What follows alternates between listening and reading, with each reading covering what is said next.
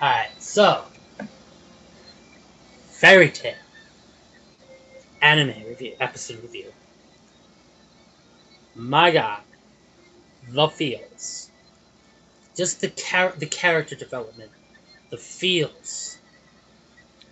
You know, you just can't help but applaud the amazement of this episode. I mean, Lucy being left all alone with no other wizards or mages or whatever you want to call it of the Fairy Tail Guild there to help her. No, or any guild. She is legitimately all alone and is forced to fight off the 9 demon gates with just her own magic, which, yes, that means calling her celestial spirit, so I guess in a way you could sort of say she's not alone, but she didn't have, that's all she had was her celestial spirit's power, which is her magic. Duh. And just how they got it just devolved and became just more and more of a desperate situation as the episode went on, and you know, from the music to the art and animation and the added, flashback scenes of the relationship between Lucy and Aquarius is just this really showcase the emotion that went into that just to really showcase the relationship and how well they pretty much how good of friends they really are and how they really deeply care for each other. And just the just even the voice acting was even probably some of the best voice acting from Lucy we've heard. Period.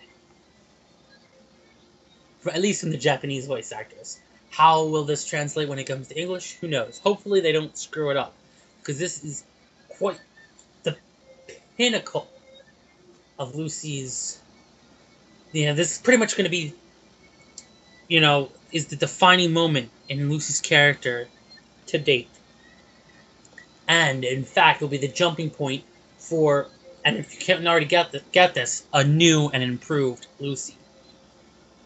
You might not be able to see it now, but come on. With something this emotionally traumatizing and an event of this importance, you don't think that this is going to change her?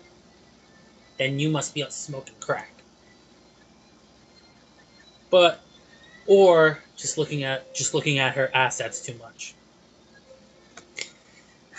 Anyway, and then just the entrance, even to the entrance of the Celestial Spirit King, was just totally off the hook.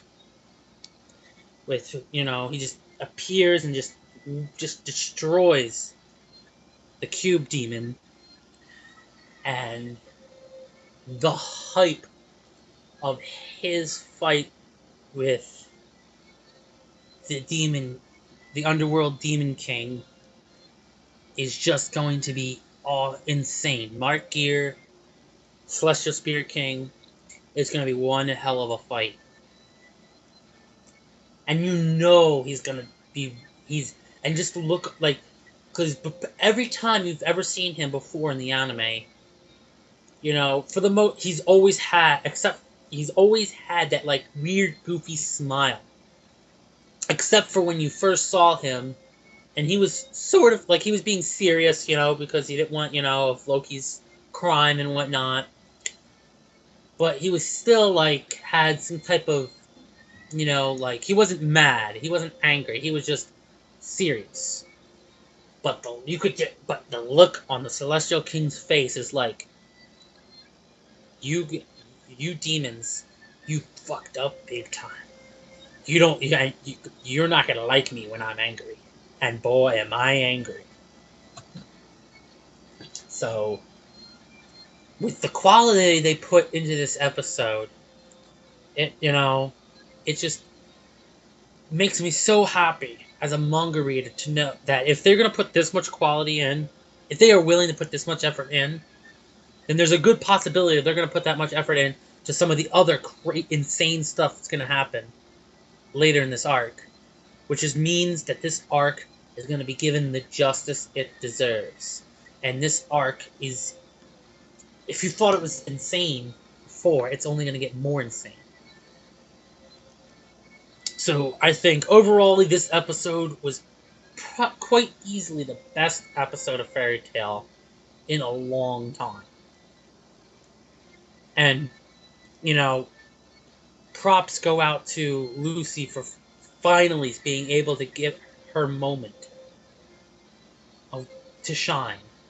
And since the battle between Mark Gear and Celestial Spirit King is only just about to begin, her moment to shine isn't over yet. So I hope you all enjoyed this review, and can't wait to see you guys next week.